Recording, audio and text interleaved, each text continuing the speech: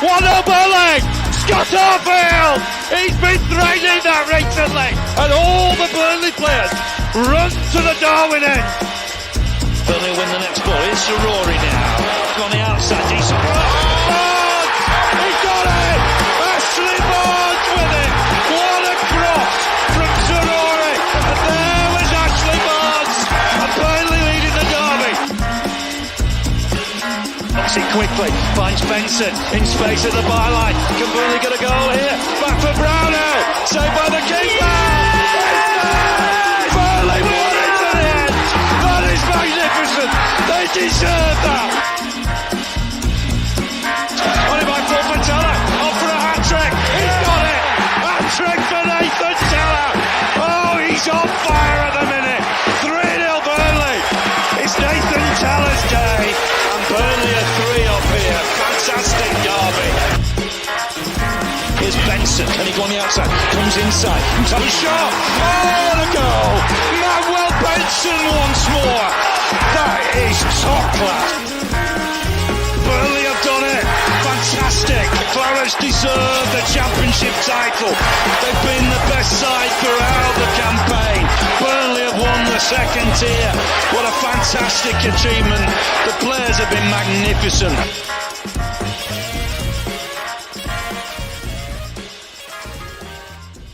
Yes, hello everybody and welcome along to the latest episode of the TurfCast podcast. Full-time show with me, Joe Redmond, after Saturday's dismal day at Turf Moor. It really is. You can already hear the pain in my voice. I cannot be bothered talking about it. Every time I think about the game, the whole day, I just think about it because it all panned out brilliantly. Like Birmingham were winning, Sheffield Wednesday were winning, Plymouth were winning, it was 0-0 at fucking the King Power, whatever it's called these days, and then they blew it for us. And then obviously we blew it for ourselves as well. So yeah, not a great day overall. But obviously I'm Joe Redmond, as I said, and as is becoming quite a regular on the show now, I'm joined by Andrew, otherwise known as Always Clarets on the social media channels. How you doing, mate? Evening, Joe. Yeah, not bad, pal. Not bad. Shit about Saturday. Bit shit. Yeah, shame about Saturday. Get your comments coming in. Milltown Dingle says, ouch. Ouch indeed, mate. I presume you're talking about the match, actually, mate. If not, if you've got some sort of ailments, I presume you need to go to the doctors. Burnley season 30 says, ow. Same goes to you, mate, as well. Raj says, yeah. Burnley season says, Sam ranting coming. Unfortunately, he's not available, mate. He was ranting quite heavily in the WhatsApp group as well on Saturday. That's why I put that tweet up, but he's ended up not being unavailable. I don't think he's arsed anymore because of the season, if I'm going to be honest with you, lads. Seems to be a regular thing where he's just not coming in. Yeah, apologies, Raj. I will read out some of his comments in the WhatsApp group. Obviously, not anything that's going to, be a privacy issue, but I'll let you know some of the stuff he was saying. So Raj says he was getting pissed to heal the pain. I've been doing it since Saturday, mate. Obviously, I haven't. We don't condone being an alcoholic here on TurfCast. However, I did drink a few beers on Friday night. Obviously, I probably just anticipated the pain. Then on Saturday, I was actually in the posh seats. And then I had a few today as well because I've been to the cricket. So, I'm like you. I normally feel like when I can't be arsed with stuff, I'll just have a couple of beers. Bring on the bastards, though. That's a slight positive, I guess. I mean, I don't like playing them, I'll be honest, but I just can't see how they beat us. I just can't see how they beat us next season because they're going to lose Smorix. They're gonna be worse than what they were this season. They potentially will go down next year. And as a lad on TikTok called Ollie, I've done a couple of lives with him before through Simon. I don't know if you remember Simon, who used to do the podcast, who cuts the hair. And he did a big post this weekend about him chanting straight back down, Vincent Kompany, which I laughed, to be fair.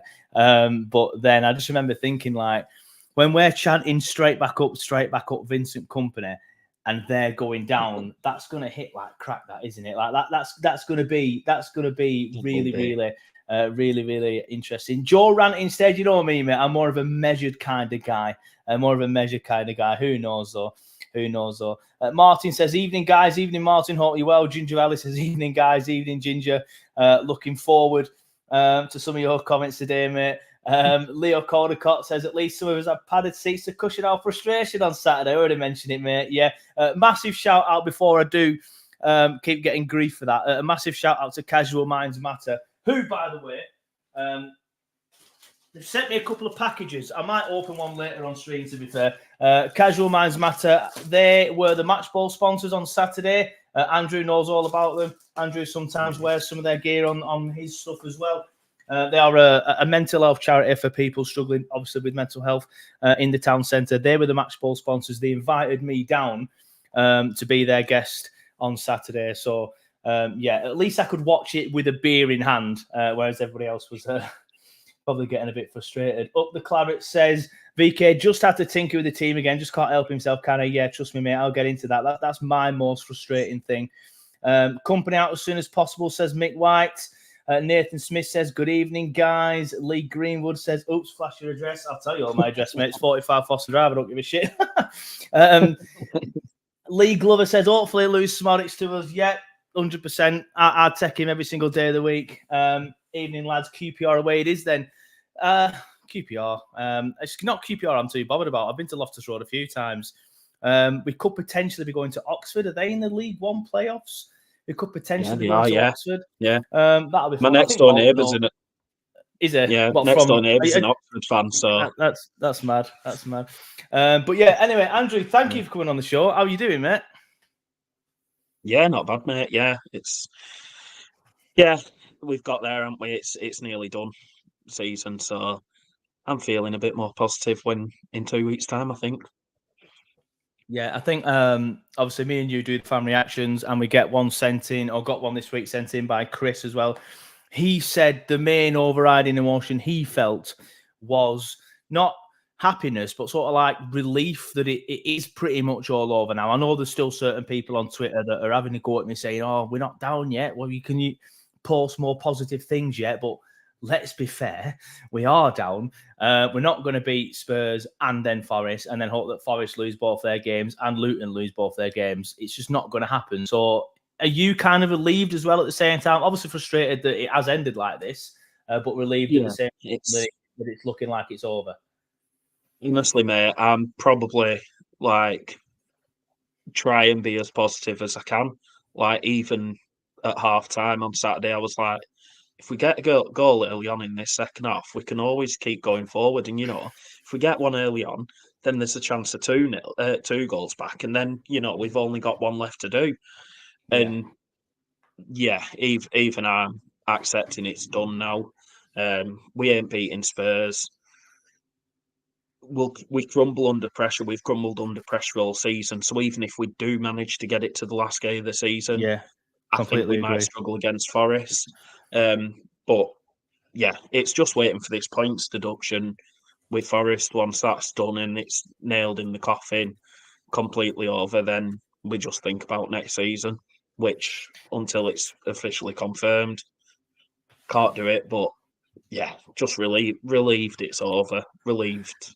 Yeah, I remember the day we went down against Newcastle. That was obviously I was gutted, but my main overriding feeling was at least because I would get now. I've not been stressed this year about it because I've been kind of resigned to it for a while, other than since this good run. But that year we went down a couple of years ago. I was proper anxious about it leading up to it, checking the league results, doing this, doing that. And I remember just feeling like after we got relegated. And I remember I said to my dad, I'm like, oh, at least it's done now. At least I don't have to stress about it anymore. And I can just concentrate on next year. I kind of feel like that now at the same time. I've actually forgot to do something. I just want to remind you all that we are delighted to announce that the TurfCast podcast full-time show is officially sponsored by Wave Car Finance. Wave Car Finance are a local car finance company who specialise in getting you your dream car through their fantastic one-to-one personalised service. Their finance-first approach ensures that you can secure the very best finance in a deal tailored to suit you, and they can even settle any existing finance agreement and swap your current car into a new one. And to celebrate this brilliant new partnership between Wave Car Finance and TurfCast, if you mention TurfCast podcast to them, they will give you a voucher worth up to £200 to spend at the Burnley FC Club Shop on completion of your finance deal. So why not pop down to their stunning showroom in Whalley, or give them a call, or even just send them an email or message them on social media to start your new car adventure today. And don't forget to mention TurfCast, because when you do, you basically get £200 worth of Burnley FC merchandise for free. Keep your comments coming in. David Ashley says, too many missed opportunities in some of those draws. Should have been wins due to our own mistakes. Yeah, obviously Brighton, Wolves. Wolves was more a referee mistake as well, but Everton, that was another mistake as well. Luton. There's been so many over the course of the season. That's not even going back to the previous games when we were actually dreadful. I always do this. I leave the stream starting soon up thing at the bottom and forget to take it off. It's gone now. Stream has started a long time ago. Palace just gone 1-0 up against Man United if you wanted a live score update for that. The True Red said, after the first goal for Newcastle, everything just collapsed for Burnley. Yeah, we'll get into our thoughts in a minute on the match. But I agree. I feel like the first 10, 15 minutes, we were the better side. We took the game to Newcastle. We should have had a penalty. Leo, I have seen your comment. I'll come back to you in a minute because I want to tee Andrew up with that. And then they go and score, and our Reds just dropped. And that, to me, showed a lack of leadership and a lack of experience in them players. They weren't experienced enough and they weren't good enough, essentially. And Barnsley or Corky or somebody like that, if they were on that pitch, I agree they're not good enough to be on that pitch in the Premier League, but with their experience and their mentality and their sort of like captain's armband, they could have potentially dragged them young players through it and got them through that. There's no leader on the pitch. So as soon as that ball went in the back of the net for Newcastle, our Reds just dropped.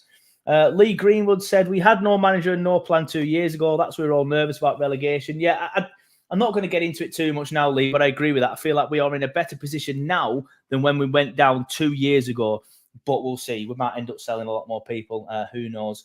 Jen Ann Walper Roberts says, hi, lads. I think when we go down a new left-back plus a couple of midfielders is pivotal. Not having a left-back after 1.5 years on the Kompany is madness. I agree, but obviously I don't mind Charlie. I just feel like he's not a Kompany left-back, and I stand by that. Or probably really a Premier League left-back in the current system. But last year we did have Martson, and he's now playing in the Champions League semi-final. James Smith says, we can all agree. Well, I think we can. That Muric made us better than Trafford. Anyone give the same opinion with the likes of Benson, Rory Taylor, etc.? They should have been given a chance. Well, we've just said the opposite about Taylor. I do agree about Muric. Benson, I think he should have been given more than 92 minutes, if I'm honest with you. Why is Taylor not playing? Says Eric, we are wide open down the left. Kompany post-match interview was a bit odd. Lads gave everything. Yeah, that were weird, weren't it? They didn't look like they did. Vitino at left back isn't good enough. Yeah, I do agree with that, Lee, to be fair. I prefer him further up. I think he did well further up. Andrew Trumore says, lack of consistency in team selection destroyed our season. I get why it was done that way, but it didn't work out in the end. And Danny Aston says, lack of quality undone us. This little good run we've been on, we've been able to score. We need to score. We're on top and a lot, especially at home. Now, I'm just going to put Leo's comment up on screen because he says, can we talk about how the game could have been so different on 8 minutes? Obviously, the Regulian gets a red and we have a pen. Love the consistency and officials in VAR. Now, you would think that Leo is actually one of my close friends, so you would think that we've set that up and done it perfectly. We haven't at all. But I do want to talk about that because the first 10 minutes, I feel like we were the better side, as I've just said. I do feel like we should have had a penalty, and I don't understand why a lot of Burnley fans have said it isn't a penalty, because I just think it's clear as day. Like, here it is on your screen now, and I know it's still images, don't give it justice. I completely agree with that, but obviously I can't put the footage on the screen. It's a copyright issue, but you can clearly see there, Assignon has gone past the defender, hasn't he, Andrew? And then, obviously, there's no contact on the legs. That's why I think a lot of people think that it isn't, because I think that Assignon's not looking for it, but he kind of goes down as though there is, as you can see there with his trailing leg. And I think that's why Anthony Taylor hasn't given it. However, when you look at the arms on the back, that is a blatant push. That is such a push. And I do not understand why that's not been given. I genuinely don't. No, I got a lot of flack on this on Twitter and in my fan reaction, like Newcastle fans jumping on it. Like, I'm not being funny. He's got two hands on his back and he's got a fistful of his shirt. It's a clear push. He shoved him over. Like, I just can't see how anyone can see that and think it's not a penalty. The referees stood there, like, all right, is it Longstaff who's in the way? He might not have the best view, but you've got the linesman was on that side, so he's got a decent view of it. You've got the fourth official, and you've got them knobheads in Stockley Park who are there to watch it. Now, I've been told it's not a penalty. VAR didn't check it because it weren't clear and obvious. But then someone else has said, well, VAR did check it and said it weren't a penalty. Like, how is that not a clear and obvious error? It makes no sense. That's, any other... I don't like saying it's corruption because it's not. It's just crap. It's just incompetence, isn't it? Yeah. Yeah, it's just... And we're at this point in the season where we've got 2 games left. All right, we have been shocking this season and we do deserve to go down. But the amount of decisions that have gone against not just us, but in the league in general, it's May, for fuck's sake. Like, we've got 2 games left and we're still talking about how crap VAR is. Yeah. Like, it makes no sense. It's such a penalty. It's scandalous. Flyover Fred said, I thought at the time it wasn't a pen, but hadn't seen that view when you asked on Twitter during the game. Having seen it since, it's a Stonewall. Thank you for that, Flyover Fred, because I now know who you are on Twitter. I didn't know who you were on Twitter. But he says, how naive were we? If that's at the other end, every Newcastle player surrounds the ref. We are too nice. Yeah, I do agree with that one. And just for consistency or lack of consistency purposes, obviously, Assignon is the main culprit, is the wrong word, the main person in that because he gets fouled. Yeah. Remember at Chelsea, Assignon sent off on a penalty for that. Now, this is what pisses me off. I'm just going to flick between the two. Look at that one. Nothing given. No penalty to Burnley. Not even a yellow card. Nothing. Look at that one. Penalty, second yellow, therefore red, and a red to the manager for kicking off. Like, where's the consistency? How is that one on screen now a penalty, but that one on screen now isn't a penalty? It just winds me up. There's no consistency whatsoever. And as I know you've already said, Andrew, but just to back you up what you said, it's just so incompetent. It really, really is. It's just like, I'm lost for words with it now because it just doesn't make sense anymore. Like, referees have always been crap. Like, for as long as I can remember, referees have always been crap. But now they've got VAR, which is supposed to help them, and instead it referees the game for them, but they're not making the decision. Someone needs to step up and make the decision and, like, be held accountable for them, rather than just, oh, well, they're going to give it for me, or they're going to defend, they're going to help me. No one helps. They don't help each other. No one wants to take ownership, and it's a joke. Exactly. And Libby says it's not a penalty. Like, I respect everyone's going to have different opinions and stuff, but I genuinely don't understand how anybody can look at that and think it's not a penalty. And just to sort of like go on and just get rid of that. There's so many fucking pop-ups on that Burnley Express website. Like, this is an article from Matt Scrafton. Matt, love the work that you do, mate. But far too many pop-ups. I know it's not your fault. But according to Dermot Gallagher on Sky Sports Ref Watch, this is what he said. He says the referee has had a bit of bad luck. We're obviously talking about our decision. The camera won't show that he's blocked off. He's trying to look around the players, but he doesn't have a clear view. If he has the view we have, he makes a different decision. If VAR sends him to the screen, I think he would award a penalty. So that just, again, sends home to me that it probably should be a penalty, and the referees have once again got it wrong. And why haven't they sent him to the screen? Why haven't they done that? That's the thing. Like, fair enough, the referee can't see it from that angle. Like, fair enough, you're not going to see everything perfect. No one expects you to. But you've got a linesman there who can see that. Like, he's in line with the decision. And you've got the blokes at Stockley Park watching it. It's not like we're not playing in 1999, 2000s anymore. It's not 2004, it's 2024. We've got this technology. If someone spits on the graph, you can point out which player it is just from TV cameras. Yeah. Like, how can you not? Like, how can your defence be, oh, the referee didn't see it? There's so many cameras. There's so many ways that they can see it. It's not justified. And the fact that Dermot Gallagher has agreed that it probably should have been a penalty, like, just says everything for me. Yeah. Up the Clarets says 100% a pen. Flyover Fred says every single team in the top 10 gets that given.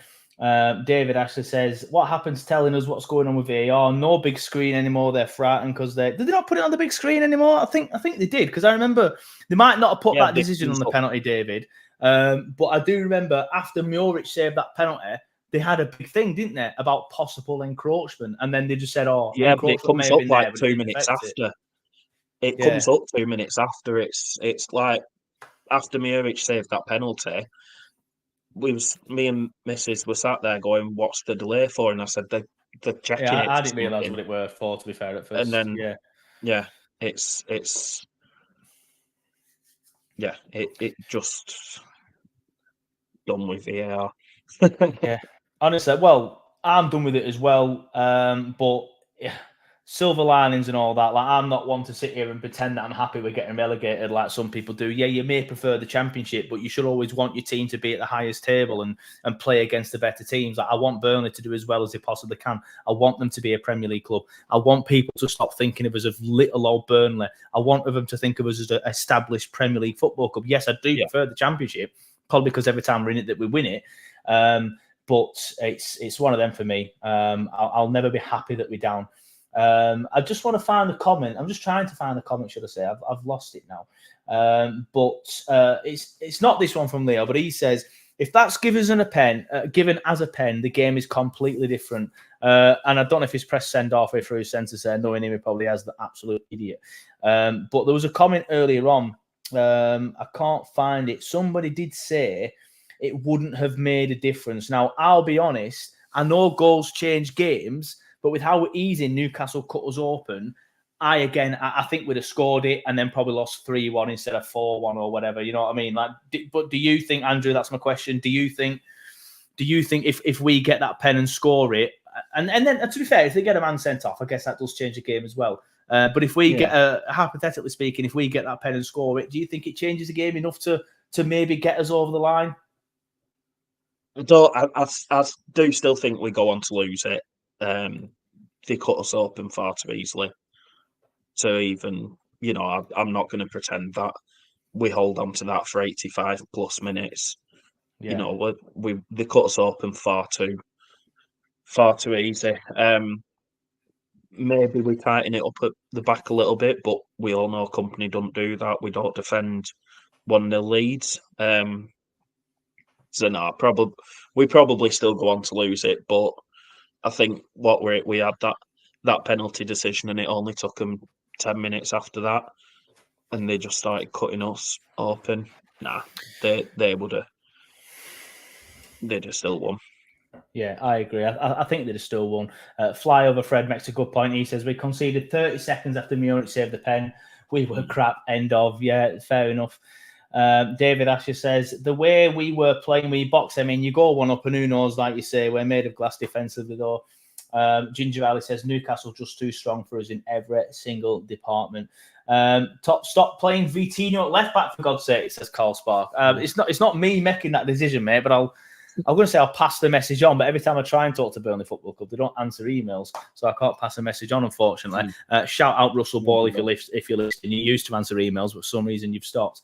But why do you think they cut us open so easily then, Andrew? Do you just think they're just better than us, or do you think it was a tactical thing as well? Because I was making the argument on Twitter that I was saying this is a shambolic, this is a horrendous performance, and somebody were having a go at me saying like, well, what do you expect? We're playing against Newcastle.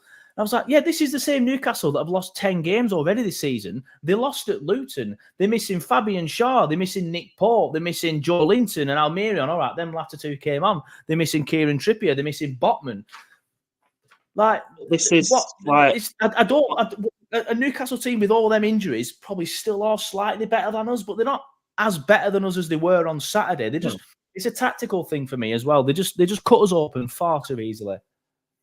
Like, we know Eddie Howe from when he were at Burnley. His attacking, like his type of play has always been attacking and score more goals than the opposition. Like it were when he were at Burnley. So I think the naivety of the defence, like our defence wasn't great. Wilson was, just running rings around us. But our left-hand side, the left-hand side, three out of their 4 goals came from our left-hand side, where we have a right I've not back watched it back. I playing. normally watch it back. I haven't watched it back, but I think it was something like that. Yeah, we had a right back playing left back. We know Vitinho's no good there. He's good on the right-hand side. He should have been playing there. I think it was just a bit everything. It was just, and I think the occasion got to us as well. We knew that we had, as much as managers like to play it down, that we take it one game at a time, that sort of thing. Everyone knew how big of a game it were, and I think that sort of might have got to them as well. But they've got experienced players in there, whereas apart from Brownhill, we didn't really have Premier League experience in there. Yeah, so, it's funny you mentioned Brownhill, actually, because there's been some comments about Brownhill. I just want to mention this one from Andy. He says 90% on VK and his tactics being too open. Fullbacks too high. Okay, when we have the ball, but when you lose it, you're too wide open. Exactly that, in my opinion, mate.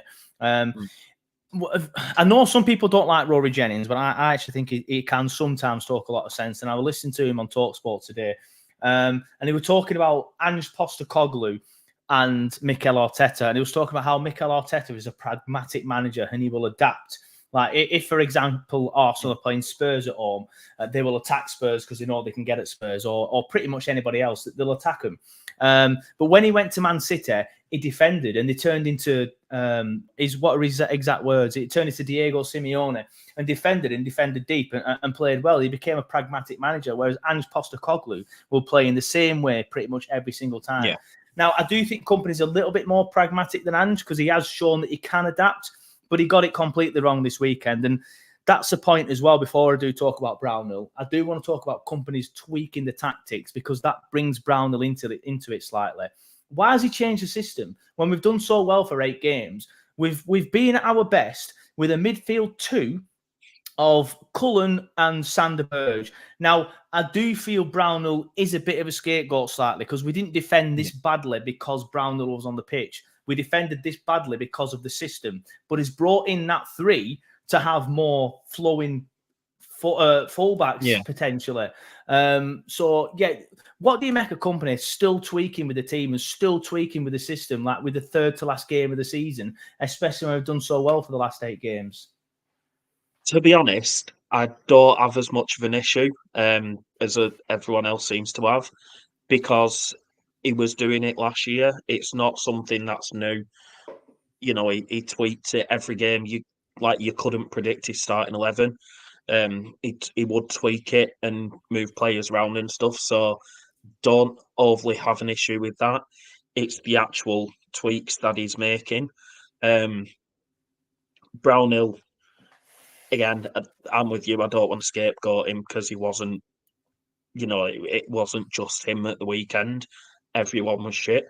But he shouldn't have been in that position. Yeah. I think at one point he was on the wing when, we've got Brun Larson up front and Ordberg running around. It's the tweaks that we don't need to make. That's what gets me. The second half on Saturday, at half time, I'd have taken Brownhill off and put Benson on. What's the, give him 45 minutes. We've got nothing else to lose. Everyone wants to see him. It gets the crowd back up for him. It gets the crowd back off his back a little bit. But yeah, I don't have an issue with him tweaking. It's the tweaks that he makes. Yeah, I just don't understand. I think it's been proven now that I don't think it's Brownhill's fault. I think Kompany's making a rod for his own back, and he's putting Brownhill in a shit position by tweaking it after doing so well, and then tweaking the system. But I did a pre-game show, obviously, and I went on a Newcastle channel, and he said, what is your team's strongest point? And I said, well, is there any real strong points in this Burnley team? But then, to be fair, I went on and said, it's probably the midfield of Cullen and Sander. They've worked really well recently since Cullen's come back into the side. It's been fantastic. We've done so well. Brownhill's been dropped and Cullen's been brought back in. Cullen did play early in the season in a 3. It didn't work. What does Kompany do? He goes back to a 3. That's what annoys me. And this is exactly what Paul Yates has just said there. As I'm saying it, Brownhill doesn't fit in with Cullen and Burge to me. It's a negative. Exactly that. That three doesn't work. The two of Sander and Cullen, it works. It's not a reflection on Josh Brownhill and his quality as a player for me, as some people are saying in the chat. I do think he's an all right player, and I think he will go on to another Premier League team in the summer when we drop down. I don't think he stays at Burnley. I think he goes on to another Premier League team who will utilise him better. I just don't think Kompany's utilising him better. He doesn't know what his best midfield is, even though it's pretty obvious his best midfield is Sander and Cullen, in my opinion. Yeah, like last season, Brownhill played brilliant in the 10. Like he was playing well as a centre attacking mid. But then, obviously, we've stepped up. We're in the Premier League now. And we tried it at the start of the season with him and Berg and Cullen. Like, we tried that midfield three. It didn't work. It didn't work at the start of the season. Maybe in his head he's gone, oh, well, Cullen and Berg didn't work at the start of the season, but it works now. Let's bring Brownhill back into the mix. He obviously likes him because he takes any chance he can to start him or to bring him on. But yeah, it don't work with them three there. You can't have Brownhill, Cullen, and Sander. It just don't work. Yeah, I didn't mean to put that one on from Paul, but I do agree with it. I went to put this one on from Flyover Fred. He says he played Brownhill because Fofana is lazy. We were just up against a far superior team. I get the Fofana thing. I do get that. He's proven recently is probably not where we want to be, and I can't see him ever. I know he's still young, but from the trajectory I've seen that he's on so far, I can't see him ever breaking into first team with Chelsea is what I'm trying to say. So I do agree with that, but I just don't understand why you change the strongest part of the team. The midfield for me, as I've just said, is the strongest part of the team. And just to bring that comment from Paul back on screen that I did accidentally put on, Brownhill for me doesn't fit the system. Got away with it in the Championship. Yeah, probably due to the lack of quality. And then Chris Barker says Brownhill is a Championship player at best, not good enough for the Prem. I do agree in this system. I think if a manager can utilise him better, I think he will be a very average Premier League player at best. He won't be a great penalty. Brian Snowden is watching on both YouTube and Facebook, and he says Stonewall penalty. I think you're watching it on delay, Brian. But when you get to this bit, we do agree. Up the Clarets says would rather Fofana start. To be honest, I'm not sure about that, but it's. I just wouldn't have either of them in the team. If I'm being honest with you, I wouldn't have either of them in the team.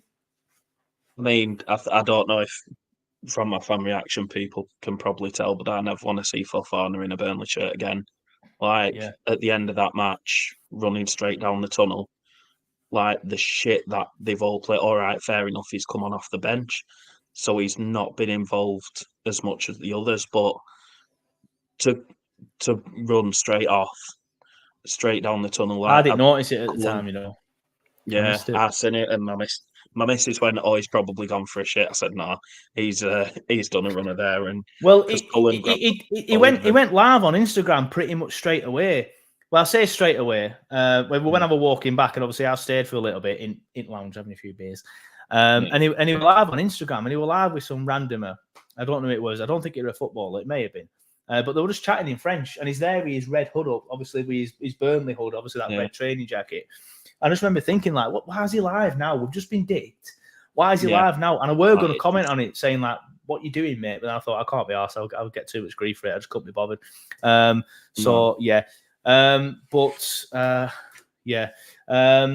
Paul Yates says, would you be pissed off if you started the 8 games and got results? Well, no, but that's obviously a different matter, isn't it?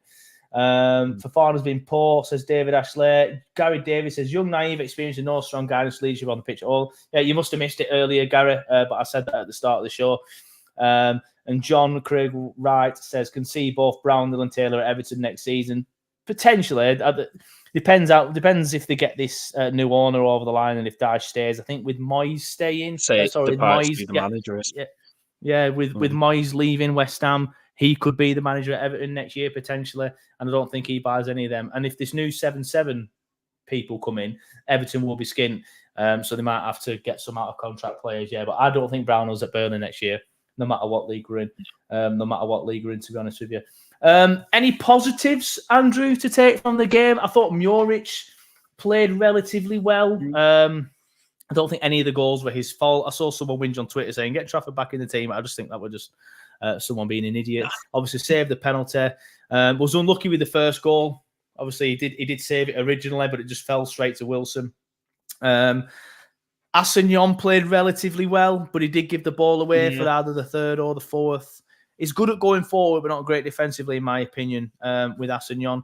But any positives from you, mate, do you think? Dara O'Shea scored. Like, it were a good header. It were a good header, to be fair.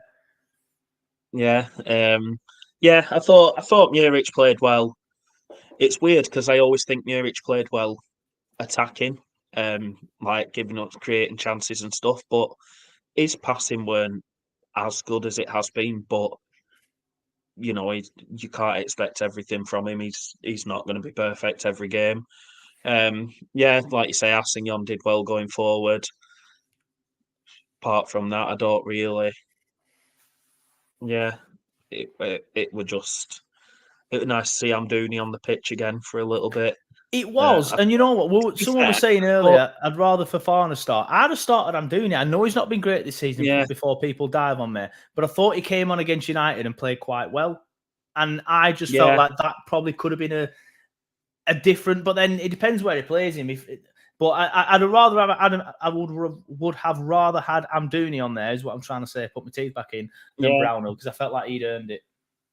Yeah, my biggest gripe with Amdouni this season is he doesn't seem to run and try and press as much, and he's like a player that were carrying a lot of the game. But to be fair, when he came on off the bench, he was running, he was pressing at him. He did that, what I've flagged him off for all season. So I can't knock him, to be fair. I would like to have seen him start, to be fair. It's interesting as well. Sammy Boyne says, O'Shea must be moving up our highest scorers list by now. I think he's had the most goal involvements this year, hasn't he? Or is it Gudmundsson? Yeah, he's got three.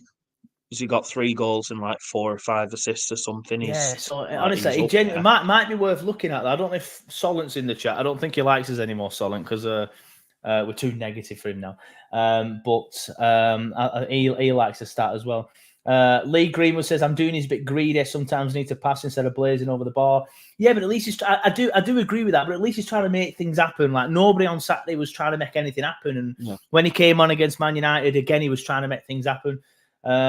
Clara Owl says, hey lads, late, but we'll catch up on the podcast. No worries, mate. I will pretty much put it up straight away tonight. If I'm being honest with you. How do I become a member? Says UTC. Well, I'm glad you asked me, because I forgot to put the banner up at the bottom. But as you can see at the bottom of your screen now, you can see the names of our official YouTube channel members scrolling along the bottom. If you're watching on Facebook and you want to watch on YouTube in future and become a member, then you can do it. What you do, mate, if you look in the description, if you're watching on YouTube, there's like a little thing. It says join now. Click that link and then you can do it on there. Or if you can't see that, you should be able to see that. If you can't, there's a little button next to the button that says subscribe, which you should have already pressed. So it should say subscribed. But there's a button next to that says join. You press that. And obviously, if you get that, it just supports the channel. It's a little bit of a monetary thing, but it's not a lot. It does support the channel, though. You do get things like little badges next to your name when you're talking in the chat.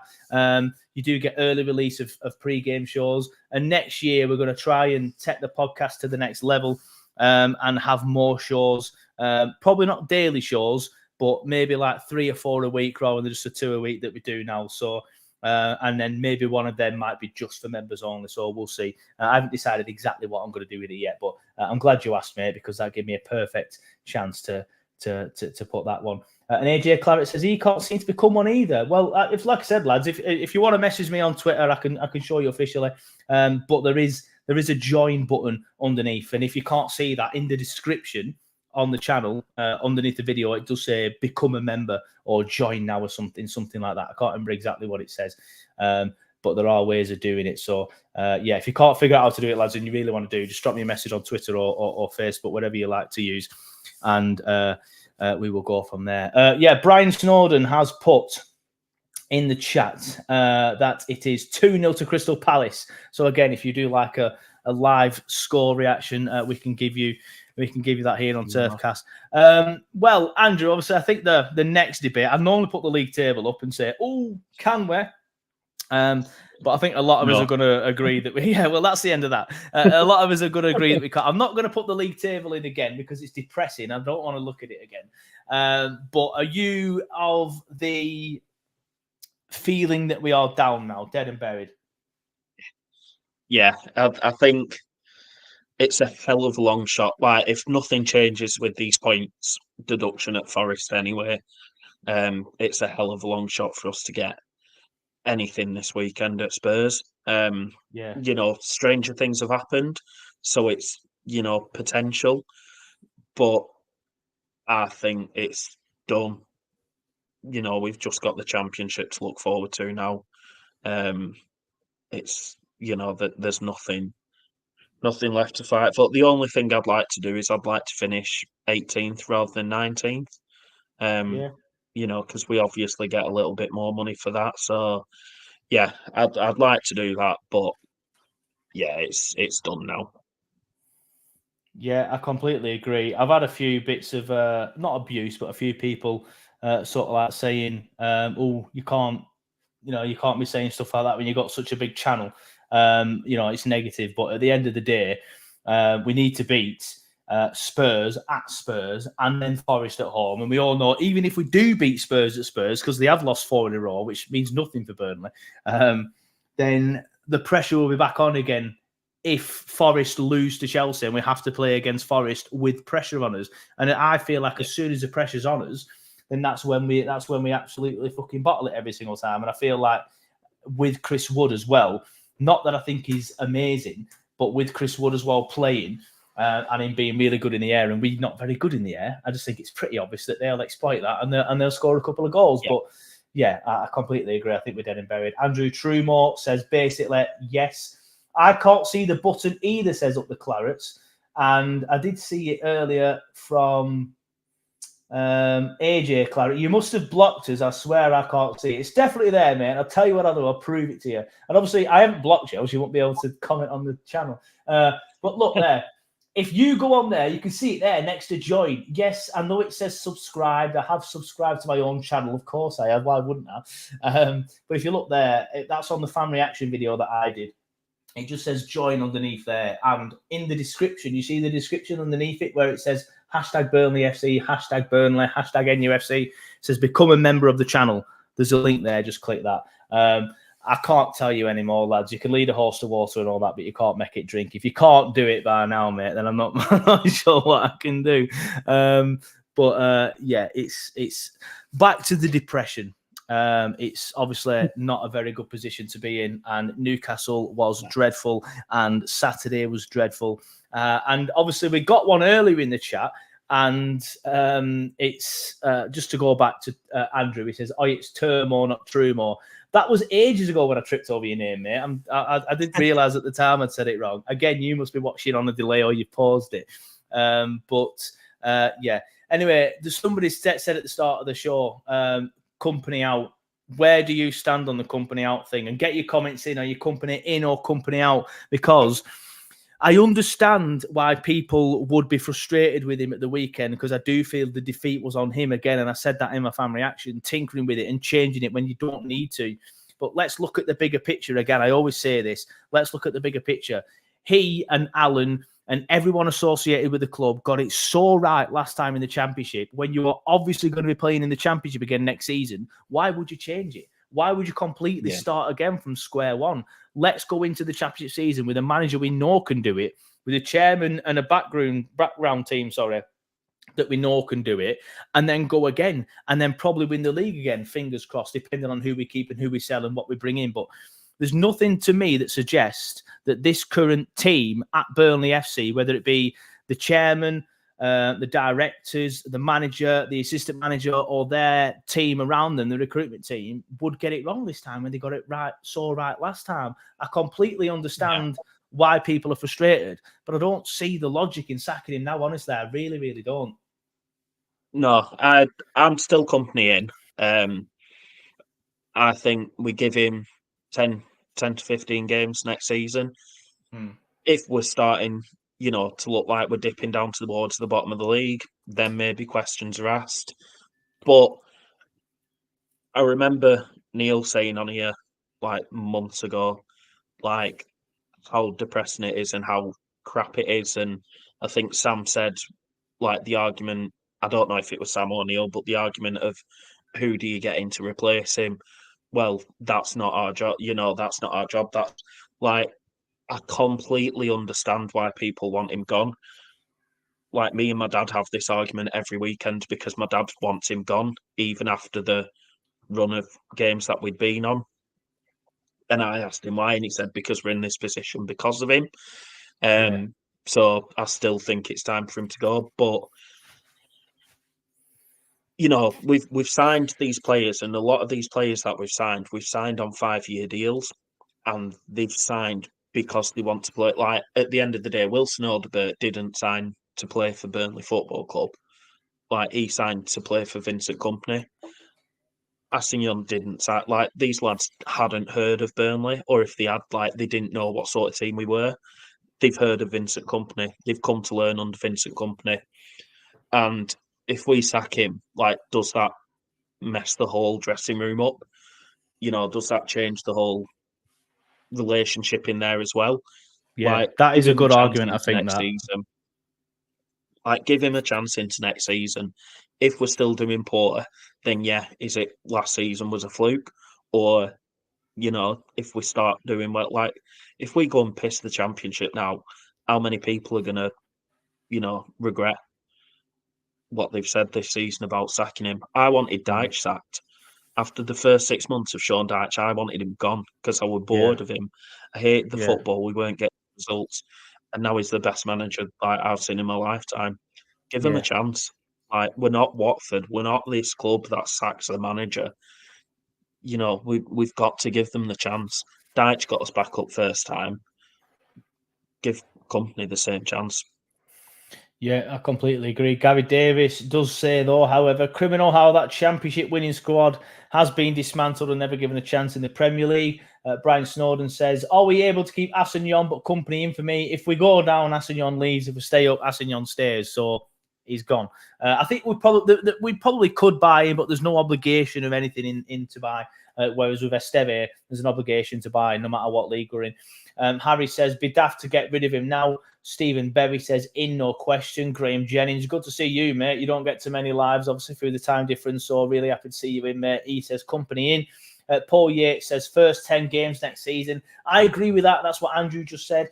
Harry was, if we was to sack him, it would have been at Christmas. Yeah, completely agree. Andrew Turmoil says, keep Kompany, and with the plan, we attract better players with him than without. I agree. Carl James Ellison says, Kompany in, no point changing the manager now, especially how well he did last season. Nathan Smith says, Kompany in, especially in the Championship. Burnley season 30 says, Kompany all day. True Red says, even Kompany himself looked lost because he didn't know what to do. Andy Wright said, VK in, but we have to be in the automatic spots next year. Minimum expectation. Yeah, I agree with that. AJ Clarets says, Kompany in, but a lot of pressure to start well next year and not destroy the squad again. Gary Davis does say, no one better to get us back up. Proven Championship winner. Just need to clear the old guard out and deadwood that aren't up for the fight that they've put us in. David Ashley says, VK in. A lot of comments. Really happy with this. Dan Taylor, a big comment, so I've got to lean up so you can see my face. He says, difficult to say. The fact is Kompany's bigger than this club. We lose him, and we aren't the club we are now. Moyes won't step down the league, though. He'll be a good choice, and whoever will come in would have to draw people to the club to get us promoted. I don't think, like you said, Moyes goes down to the Championship. VK in 100% says fly over Fred. Imagine keeping Luca for the Championship. Yes, if he stays. I think the fact that he's been injured has benefited us for next season now. But I think if somebody comes in and offers some money, then potentially get Will Stilling, says Carl James Ellison. Absolutely not. I'm sorry, mate, but his Kompany's been proven. I like Will Still, and I believe he's going to Sunderland, so we'll see how he gets on next year. But why would you take a risk on somebody who's never played in the English, never managed in the English game before, ahead of a giant of the English game who's proven he can win the Championship? And would we not have to play Will Still's manager thing because he's still doing Football Manager? Is that meme still alive? I don't know. It might now have the license. I don't know. Paul Yates says Potter is a perfect fit for the model of the club. Yeah, maybe if we're a top 8 club, there's no chance he's gonna come to us. Flyover Fred says he got us promoted with an entirely new team. We should absolutely obliterate the Championship, even if we lose a few and replace them. I agree, and I know there's some people on Twitter that always go, "There's no chance. I can't believe you think that." But we're in a better position now. I know I said it at the start, but we're in a better position now than we were this time 2 years ago. We lost so many players, and we might lose players this time. I'm not burying my head in the sand and say we won't lose Odebear, we won't lose Sandberg, we probably will. We'll probably lose Brownhill. I'm not sure any people will lose sleep over that. We'll lose Assignon. Potentially Foster if somebody takes a risk on him. Again, I won't lose too much sleep over him again. But it's interesting. Keep Luca, Odebear, Burge, Steve, Murich, and it'll be HMS Pistol League. You will do well to keep Odebear and Burge, mate. Luca, I think, is a bit hit and miss. Esteve, he's definitely there next year. Murich, it's whether he wants to leave or not. Brian Snowden is responding to a comment that somebody else put in the chat earlier. He says, "You're 100% correct about Kompany. He attracts players, and we'd never be able to do without him." So many comments that I genuinely couldn't read them all there, and that's absolutely fantastic. We are streaming live on YouTube and Facebook today, and it's good to see there's a lot of comments coming in from Facebook as well, because we did it last week, but it was only like 2 or 3 comments, and I think it was all from the same person. But there's a lot of people watching on YouTube this time. On Facebook this time, which is good to see. If you do want to watch us on Facebook, feel free. I do want to chat about Foster, because I've just said that I won't mind losing him, and it sounds harsh after everything he's gone through. And obviously, I've just said I'm a big advocate of casual minds matter and mental health, and obviously, I think everybody is. But Nathan Smith has just said, I wouldn't mind losing Foster. Now, I had so many high hopes with Foster when he came in. Then he had that poor season in the Championship, or poor 6 months. I gave him the benefit of the doubt. And I said, he's just come here from a new country where he's never been before. He's taking time to settle, and he's going to take a while. Then at the start of the Premier League season, he looked a completely different player, didn't he? It was the start of the season really, really well. Then obviously had the setback with the mental health. Eventually came back. Again, started brilliantly, was fantastic at Villa, but then since then, it's just a couple of niggles here and there, and he didn't look himself on Saturday. Somebody said earlier on, like, he kept coughing and he kept doing this convulsion. I don't know if people noticed it, but he's got a bit of a tick. If you watch Foster, I don't know if you can see it more on TV than you can on the pitch, but if you watch him in the warm-up, he has this tick where he sort of like leans his head forward. So I think people think he's coughing. He's not coughing. He's got a tick. So that's what that is. So I'm not saying he's not himself because he's coughing or he's got a tick. That's just what that is. He hasn't got a cough. It's probably the tick that you've noticed. But I don't know. It just always seems to be like it's one step forward and a couple of steps back with Foster. And it sounds really harsh. I know it does, and I probably will get slated for it. But I think for the club and him being a sellable asset for us, what do we do with him next year? Do you think we keep him, or do you think we get rid? What would you like us to do? It sounds awful. Like,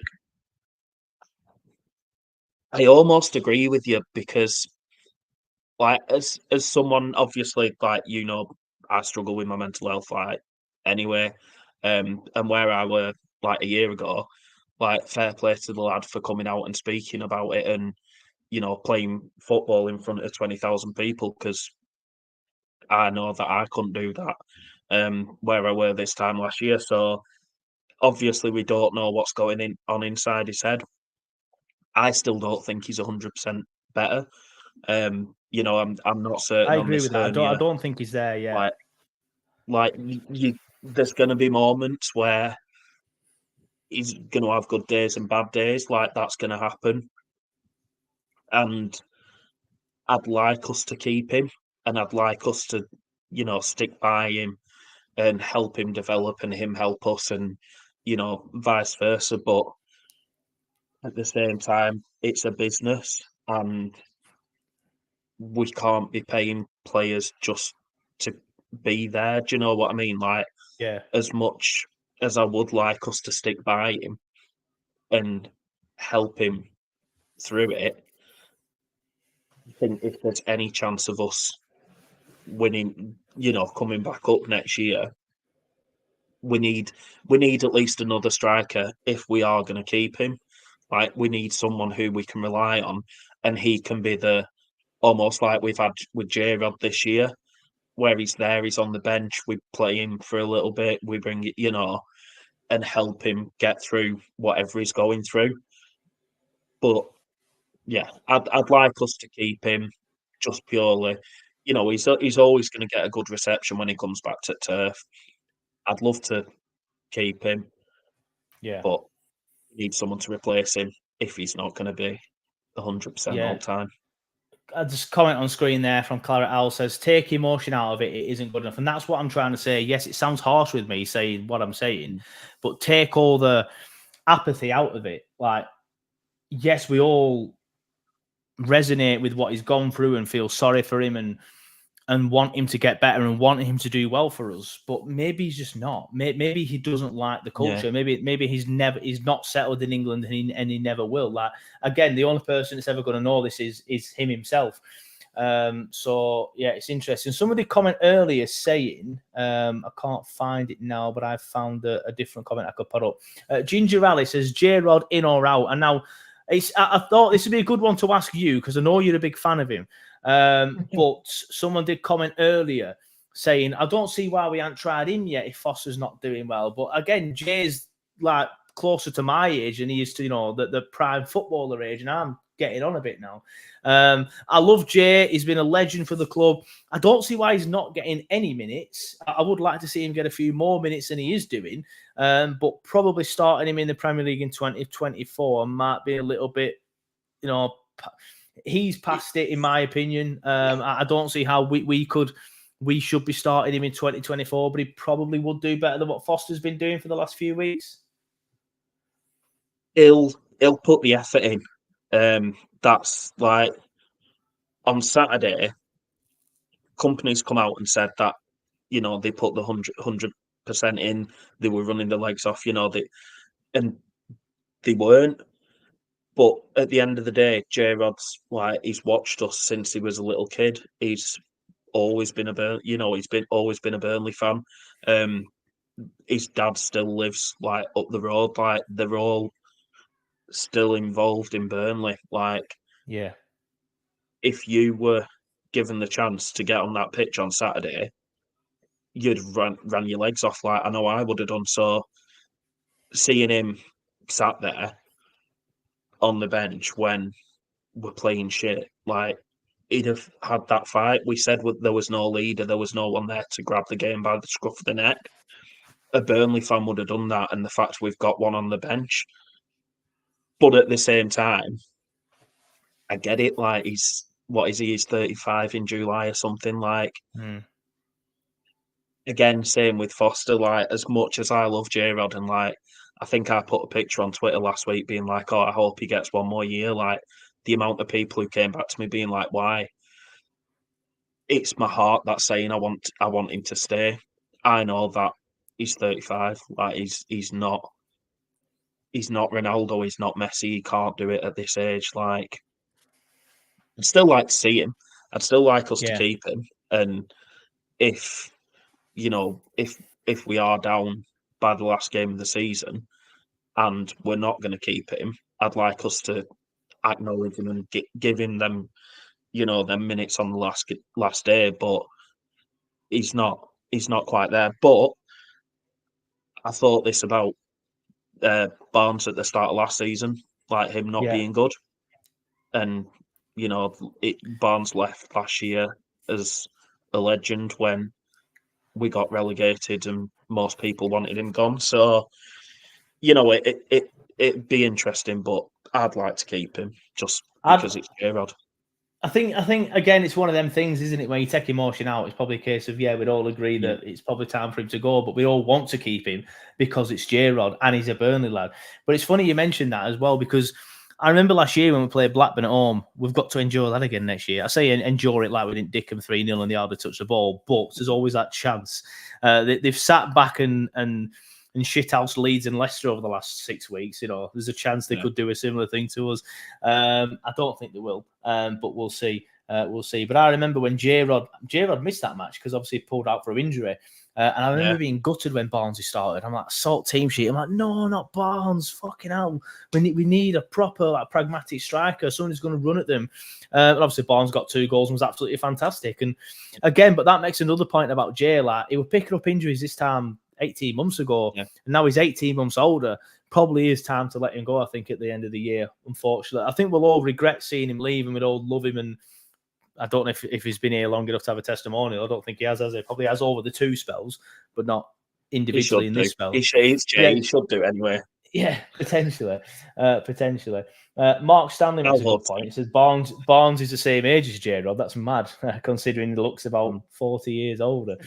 I saw a comment earlier. Here we go. This is probably going to be one of the last things we discuss because we have just hit an hour. Jimmy Lawrence says, good to see you, Jimmy, by the way, since you moved away, dead to me now. But he says, my thoughts about the keeper situation. VK has been mad about the new keepers because of the price tag. They should have kept Muric. Now, there was debate on this podcast and on Twitter and probably other podcasts about the Muric and the Trafford situation. I think the last 8 weeks has proven that Muric is the better keeper. But obviously Trafford was dropped after exactly 75% of games played so far this season. So people worked out that maybe there was something in his contract that would suggest that there was 75% of games that he had to play. There was a clause. And now, apparently, I didn't hear this, so apologies if I'm wrong. Apologies to BBC Lancashire as well if I'm wrong, and apologies to Chrissy Willoom if I'm wrong. I think I've said enough there to say that I didn't hear this, and this isn't a word-for-word rendition of what was said. So you can't get your lawyers on me if I'm wrong. But he apparently did mention this 75% and how he had to play 75% of games. Now, I don't know whether he said it is in his contract or he's just seeing the same things that me and you have seen on Twitter about the guy working it out. But it's interesting, that, isn't it? And it would be a silly move from the club to put a clause in for a young up-and-coming keeper like that, wouldn't it? Even if they had high hopes for him, because you always want to fall back on the fact that you've got a backup keeper, and if it isn't working out, you want to play him. Yeah, I think it'd be. I think it'd be daft from the club to put that clause in there, but it sort of wouldn't surprise me this season. If you'd have said to me the year before, no, but it really wouldn't have surprised me this season after everything else that we've seen. But I think the fact it were the 75, I do think it's, it is just a coincidence. I do think it's, I don't think we'd have put that in there, but it wouldn't surprise me if we did. Yeah, I mean, like I said earlier, I have reached out to the club recently to get more people from the club on the podcast to try and speak to them. I've never once demanded and said, the club should be giving people to me because I have this channel. I'm not that kind of person. I've just said, hey, look, it'd be nice to have a chat, get some answers and stuff. And I know other podcasts have done it as well because they do it in more obvious ways, talking about it on Twitter and stuff. I have DM'd JJ as well in the past. He does follow me. Hopefully, one of these days I get someone like this on the podcast and I can ask them this question. So it's interesting. Anything in the 75% stuff, says Claret. We don't know for sure. Andrew thinks it's a coincidence. I think it probably was, just because I can't see how it can be such a coincidence. Like exactly 75%, and he wasn't even playing that bad at the time when it was dropped. He was playing a lot worse in other parts of the season. So for me, I don't know. I just can't. I'd be surprised. Clarets Al says, I believe David Ayres is his agent. I do remember seeing something like that, mate. I think you are right, but I think his part is it that there's been some rumours, and again, what's that, mate? Sorry, go on. David Ayres is Trafford's agent. I believe so. Yeah, I do believe so. I'll quickly Google it now. But I do, of him. Obviously, it don't really give you this in. Again, I might be wrong. Apologies if I am wrong, but I do remember seeing a picture of it. If anyone wants to sue me, it's Clarets Al that said it, not me. So it's interesting. There's a few rumours of a few people being involved in sort of like player development. What's the word? pools, agencies, including Kompany himself. Yeah. Again, I'm not sure. I'm not for 1 second saying that this is categorically true. I think people on other podcasts aren't as cautious as I am and do say that he is or he isn't. But I'm pretty certain there's rumours about VK being involved in something and people at the club being involved in something. So it'll be interesting to see if that is the case. Flyover Fred says, let's be real. If someone signed up to the 75% idea, they need sacking. Clarets says, lol, it was a question. It'd be good to know, though. And Dan Taylor says, I get Jay into the coaching side. I agree, mate. Completely agree. If he is going to leave or if he wants to have another couple of years somewhere else, so be it. But eventually, he's a Burnley lad. I think if he wants to carry on his career in football, I think he will. You actually met him not that long ago, didn't you, Andrew? Did he ever talk about anything after football? What he wants to do after football? He don't want to do it. He were on. I haven't seen him for a bit actually, but he hadn't done it since. He were on Ben Foster's podcast, and they were talking about it, doing it, and he don't. No, apparently he's not interested in it. So interesting. No, I'd like to see him stick. His dad Kiko's a football agent, so it wouldn't surprise me if he got into that. But yeah, potentially. Yeah. He don't want to do coaching. Yeah, fair enough. We've got to an hour, which I'm very surprised at. But we've had a good chat, me and Andrew. I do like our chats, Andrew, and we have had quite a lot of comments as well coming through. Like I said, we are streaming on both Facebook and YouTube, so it has been good to get all the comments coming in, and I do find we get a bigger range of opinions as well. So that's probably helped with the chat. But before we wrap it up, Andrew, is there anything else you want to add or anything else you want to say before we wrap it up? I've just seen a comment coming up, and I want to get your opinion on it because I know what I think and I know what most people probably think. And it's something that I think I put it on Twitter a few months ago, and then I think you retweeted it saying, "Can we stop this conversation?" But what about? Oh, Weghorst? Don't say the W word. No. Get rid of him. Honestly, he doesn't want to be here, mate. He doesn't want to be here. People had a go at me, right? Because I tend to start every sentence with that, don't I? People were giving me shit for this. People had a go at me for this. But when you have a stage like this and you put your opinions across, that's what people do. Before I give my opinion, Weghorst, in or out in the chat, please. Me, 100% out. But do you remember when he came back at the start of this year and he were walking into Gawthorpe or Barnfield, whatever you want to call it now, and he had that fucking stupid blonde hair with that stupid earring in. Angry earring. Yeah, it looked like a middle-aged lesbian, right? And he's walking round, and then the girl, I don't know, I don't think it was Rebecca. She's left now, actually. Like one of the social media girls were filming him. And she says, happy to be back. And he goes, and I picked up on it straight away. I was like, that's a big sign that he clearly doesn't want to be here. So I clicked it up and said, this guy clearly doesn't want to be here. And then was like, oh, how can you see that when you're going off a 5-second clip? I'm not for 1 second saying I am a body language expert, because I'm not. But when you say to somebody, oh, you're right, you're happy to be here, and you let out a massive sigh, you clearly don't want to be here.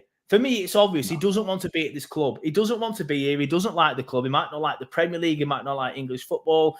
I don't know. I just think he doesn't like the fans because we didn't really take too kindly to him leaving. I do think a lot of that was emotional from us because we've been relegated. And then obviously from his side of it, I think the Dutch manager had said he has to be playing to be in the Dutch side. So there might have been a few cross wires there, but I think them cross wires have just made it. No, I can't see it ever working. I can't see it ever working, to be honest with you.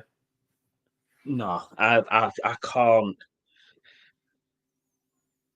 I can't ever see him wearing a Burnley shirt again, to be honest. I think the fact that he were, like you say, he came back and he was, he just not for me. I don't think he'll ever be in a Burnley shirt again. Yeah, I agree. I think he's only got a year left on his contract as well, so we'll probably see a similar video of him coming back in the start of the year going, "Oh, why am I here? I don't want to be here." And then I'll clip it up and says, "Look, he literally says I don't want to be here." And somebody I've go up and saying, "How could you say that from a 5-second clip?" But Flyover Fred says, "Wank Weghorst." Mark Stanley says Weghorst and a few laughing faces. Stephen Berry says he's too good for the Championship. I think that's what he thinks. I'm not sure he actually is, mate. M. Max says, get rid of the lanky donkey. Ginger Alex says, out, out, out. Weghorst out. Blondie says, Brian Snowden. Gary Davies says, categorically out. He thinks he's better than what he is. Mark Stanley says, Slim Shady. Yeah, that's probably a better comment than what I said. I might get a bit of shit for my comment, but who cares? John O'Green says, Weghorst 100% out. Dan Taylor says he's going to FC20. They've been trying to do a deal all year. It's a club he's always loved. Interesting. Well, they might actually do something there, then he might actually like being there. Clara Owl says, best thing Roberts did for us in calling him out. That's the point. He's coming back in, now. Roberts will be back at the club, as will Obafemi, Antoine, and Zarori. What do we do with Roberts? Yeah, good point, mate. You've literally just fought on my head. I think we'd probably keep him. I think is it decent in the Championship? You agree, Andrew? He's struggling for Leeds, though, isn't he? Like, he's not getting as many games as... You know what? We talk about, like, Roberts, Zarauri, Twine, I know he's been injured, but, like, these lads that were amazing for us last year, like, Zarauri can't even get on Hull's bench anymore. That's what I mean. I was just going to say that. Zarauri, Twine, Benson's obviously not on loan, Obafemi, and Roberts. All these four are on loan in the Championship League, which we pissed last year with them four. And few of them have starters.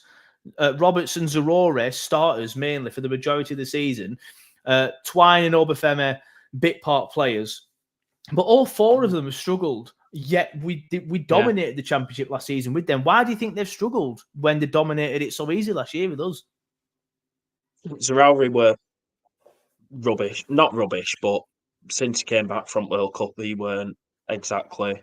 I know we're at the Birmingham game where he scored like 50 seconds since coming back, but after that he didn't really do much. He kept trying to score the goal that he'd scored against Sunderland. Twine, Egan Riley as well. He's got him coming back. Egan Riley, yeah.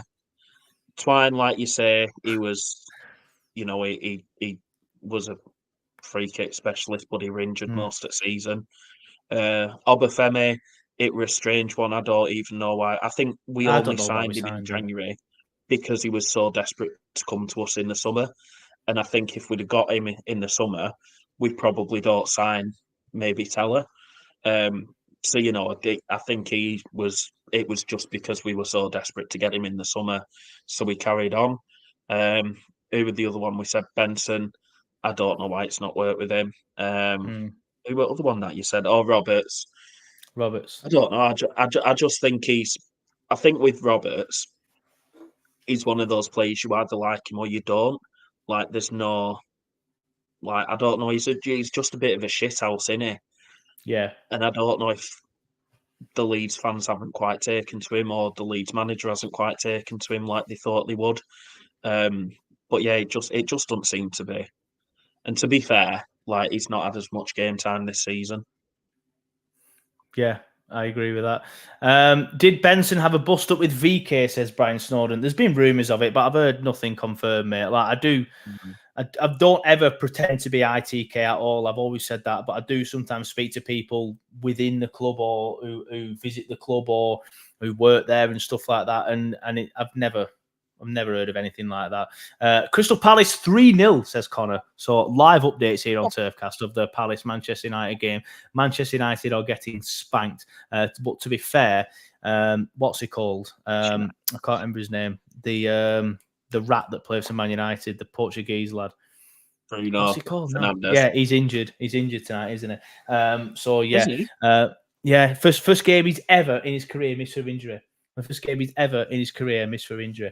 But yeah, there's a lot of comments coming in and stuff. We are going to wrap it up. I said that about 10 minutes ago and a few people left and they've all not come back. But I will wrap it up now. Tell you what I will do before I wrap it up. Andrew, I'm going to take you out, but don't go because I'm going to bring you back in before I wrap. I'll say bye to everyone and stuff like that. But I will just quickly take you out. I'll just quickly, like I said, I would do at the start of the show. I owe Casual Minds Matter a favour.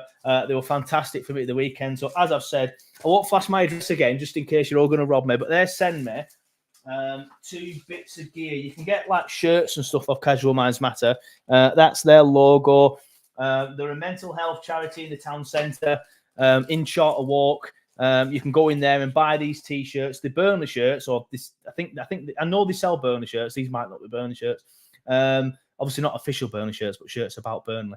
And it helps fund the charity. So I fully recommend you do that. It's a great charity, run by some great lads who have had the struggles in the past and set it up because they wanted to help other people. So it's absolutely fantastic. So I'm just going to quickly open them on stream so you can see the shirts. Please be good shirts now. It's your own fault, casual lads, if you sent me some crap shirts. But no, they won't have done. They have some good shirts, the lads there. So it's come in this nice little box. That's wrong way. How do I do that? There you go. Some logo for some shirt. But yeah, that's it. So we've got this one. Well, that's decent to be fair. I actually quite like that. Look, so you've got the turf there on a shirt. You've got the camera blurs it out. I'll open it up properly for you. That was all right, that one. Decent little shirt. Quite like that one. You'll probably catch me wearing one of these on the pre-game show. Another thing they quickly do is they have like these classes and stuff. This is obviously a little bit out of date now because they did send me these a while ago. But I remember thinking I'll do it on stream. But they have like classes, so they have like anxiety awareness, anger management group, grief awareness, PTSD support group, suicide awareness and prevention, and other stuff as well. It's not just that. They have drop-in sessions as well. So big shout out to Dave and the lads who do that. Like I said, they invited me down to the turf as part of their match ball sponsor package at the weekend. And they really are good lads. I've been trying to help them out for a while. And you know what? It was the Lyle Foster thing that made me think I'd get involved with these. I say get involved. I don't actually do anything with them. I just try and promote what they do. But it was the Lyle Foster thing. I went down and sort of when Lyle Foster said he was struggling with mental health, I went down and said, I just feel like I should probably do something and help out a bit. And he said, yeah, you can just promote us if you want. I said, yeah, good shout. Second shirt, though. Here we go. Let's have a look at this one. Oh, that's more of a sort of like mod style rather than actual physical Burnley one. Well, that's decent. Let's have a look at this one. Oh, different colour. That's like a blue vibe, that one. But yeah, there you go. If you're into that sort of thing, I quite like that. It's kind of like I said, a terrace sort of thing. Sort of like a mod sort of vibe. But yeah, 2 quality shirts there. Big shout out to the lads. Nice to be here. First time. Thank you, says Andrew. Quality gear, says Brian Snowden. I will join on Facebook each time. Thanks for doing this, Joe. No worries, mate. I do it every week. I normally only stream on YouTube. To be honest with you, I lost the password to my Facebook and I couldn't get in it for like 2.5 years, but I've finally got back in. So I thought I'll start streaming on Facebook again. Yeah, at first, like I said, it didn't really do too well last week, but this week it's done well. But yeah, thank you. I will bring Andrew back in as I promised. There he is. Andrew, what do you make of the shirts? Quite decent, aren't they? Yeah, I like them. I need to pop down. I haven't been for a few weeks. I need to go back down and have a look round. I keep saying they had Hellman shirts in there. Yeah, they've got all the Hellman gear as well in there. Yeah, if you like that sort of stuff. I keep saying I'm going to get myself a Hellman shirt for football on Mondays, but I've still not got one. I've got my dad got me for Christmas one at Aprons for some reason. Yeah. So I've got one of them. But yeah, they're good lads down there. They've got some photographs from about a year ago, before they'd opened the shop. I'd been speaking with Patey and Dave about doing some graphics for him. So they've got some photographs of some stuff that I'd done and just said, just stick them up on walls if you want, because they've got loads of different pictures, haven't they? So yeah, I'll need to nip down and see if they've put them back up yet. But yeah, I really like that claret one. Yeah, I do like that. Obviously, that one's more of a Burnley vibe. If you do like the Burnley sort of vibe, I do like the picture of the turf and stuff.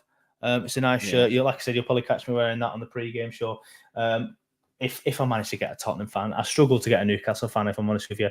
Brian did just say, what's the snooker score? He's 8 hours behind in Seattle. You do mean that isn't actually 8? You have to wait 8 hours for the score, mate. You can just check it yourself on BBC.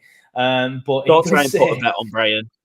Yeah, Wilson 17, Jones 13, which is a bit of a comeback, by the way, because I did watch a bit of it yesterday. I'm not really into it, but if it's on, like when I'm doing something, I might just have it on. And one of them was running away with it, but it's a little bit closer now. Do they do collared t-shirts? Says M. Mike. They do, mate. They do. They sell, you know, that terrace culture that's run by Big Steve MCFC. They do them, and they have collared shirts. Flyber Fred says, Scott Twine, keep or sell? Sell. Quickly do that one, mate, because we need to go. If you want to keep, there you go. That's a different debate for later in the summer. We'll do more of that sort of stuff in the summer, mate. Like when we're not chatting about the games. I do want to keep the channel obviously going through the summer. I'm not just going to be like, right, end of season, see you in August, like some people do. I will keep it going. Fingers crossed, more interviews like the Andy Cook one. But we'll see what happens with that one. But before I do go, I just want to quickly remind you all that today's edition of TurfCast is proudly supported by Uphold, who are Burnley's sleeve sponsor for the 23-24 season. Uphold has been unveiling something special, the limited edition Burnley FC Uphold card, which is available now. You can easily add funds to your card, unlock its perks, whether you're spending at home or away. The card lets you spend in any currency anywhere globally. It's accepted everywhere where MasterCard is without foreign transaction fees and offers a competitive exchange rate for added ease and security. You can pay with Apple or Google Pay, and Uphold values community, demonstrated by their pledge to donate £5 to Burnley in the community every time that you make a purchase, your first purchase, sorry, not every time you make a purchase, so every time you make your first purchase using the card. So you can get your card today at www.uphold.com/BurnleyFC. Terms and conditions apply, and numbers are limited, so make sure you get on that ASAP because they've been doing it for a while now. John Ingham says, time for TurfCast branded t-shirts. John, I'll be honest with you, I have been speaking to people about this. Andrew may or may not be one of them people, but we are looking to do something. Probably, again, wait till the summer when I have a bit more time, because even though I said I'm going to do the podcast and keep doing it, I won't be doing two shows a week. It'll just be the one for a bit, and then maybe carry on in the summer, in the season after when it's better. So yeah, keep your eyes peeled. 4-0 Palace, by the way. I like it how people keep telling me it scores and I have to read it out. But yeah, TurfCast merch will be coming. But Andrew, thank you for coming on the show. I know I asked you yesterday, but I do like it. It always seems to be just me and you when it's you on, Andrew. I don't just do that because no one else is coming on. This week especially, I asked Andrew quite early on, thinking there'd be three of us. Three of us and Andrew. But then obviously other people have got things on and had to back out. So I'd always appreciate you coming on, mate. So thank you for coming on. I do appreciate it. Andrew will probably be a little bit more I'm going to say recognisable. He's been on quite a lot now, so you all know who he is, but he'll be on quite a lot over the course of the summer and next season as well. So appreciate you coming on, mate. Thank you, mate. It's always a pleasure. I hope you enjoyed it. Yeah, no, thank you for having us. It was strange going on to. In fact, this were a highlight from Saturday, going into Park View, and some bloke stopped us as I were going in and go, "Oh, enjoying the content, mate. Keep it up." So, that's class. Yeah. It was nice to be recognised. So, yeah, no, thank you for having us, and it's always a pleasure speaking with you. Look forward to doing some more. I enjoy it. I do sometimes worry when it's just two of us, not me and you, like when it's any two of us, when it's me and Neil or me and Sam or me and Liam, that I'm not going to be able to get that much out. But we've done 1 hour, 25 minutes, mate. It's been a good chat, and we've had some good numbers at some point as well. And I always end up saying bye and saying I'm going to go. And I first originally said bye 25 minutes ago, so the numbers would probably be better if I didn't do it that way. I need to stop saying bye then, just not going. But if you've joined the stream late, like a lot of you have, don't worry, the video stays on YouTube and Facebook now for you to watch back on demand at your leisure whenever you want to. If you've joined it late, you could just, as soon as I press end now, you can skip to the beginning and start again. Or if it's a bit late for you now and you can't be all sitting through 90 minutes and then watch a full 90 minutes, like I say, but you're driving to work in the morning, the podcast will be out by then, so you can just download the podcast and listen to it in the car as well. Claret Owl says, lol, Joe, awkward question mark. Yes, I am very awkward, mate. Have you not noticed? But yeah, thank you to everybody watching. Thank you to everybody listening. A massive thank you to Andrew for coming on the show. Big thank you for those asking to join the channel. I'll put a tweet out later with information on how to do it if you want to do it.